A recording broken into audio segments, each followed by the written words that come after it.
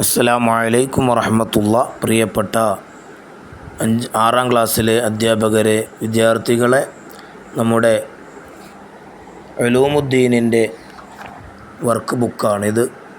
ഒന്നാമത്തെ പാഠം അൽ ഇസ്ലാമു ദീനി. കാണാം. 1 നുജീബ്.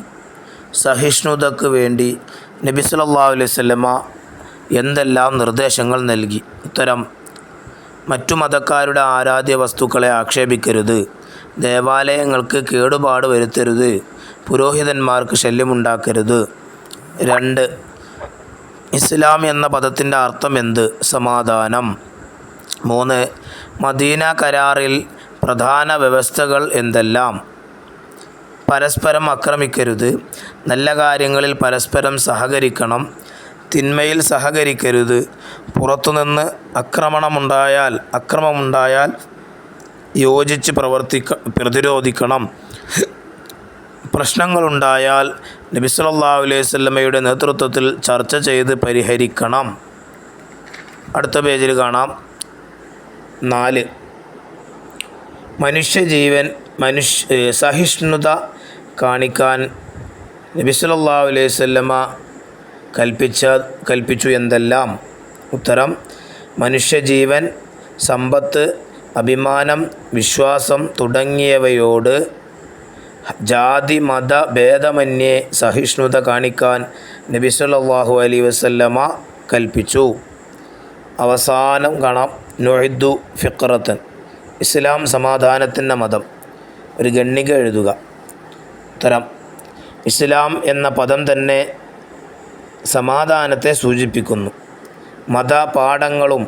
പാഠങ്ങളൊന്നും സമാധാന വിരുദ്ധമല്ല. വിശ്വാസങ്ങളും കർമ്മങ്ങളും സ്വഭാവശീലങ്ങളും ചേർന്നതാണ് ഇസ്ലാം. സ്വന്തത്തിലും അപരനിലും ഗുണം വരുത്തുന്ന അദൃശ്യ ജീവിത വ്യവസ്ഥയാണത്. ശല്യമില്ലാതെ സ്വസ്ഥമായി ജീവിക്കാനുള്ള അവസരമാണ് സൃഷ്ടിക്കുക. ഇസ്ലാം മനുഷ്യനെ സമാധാനിയും സഹിഷ്ണുവുമാക്കുന്നു. വിശ്വാസിയാകാനും അതടിസ്ഥാനത്തിലുള്ള കർമാനുഷ്ഠാനിയാകാനും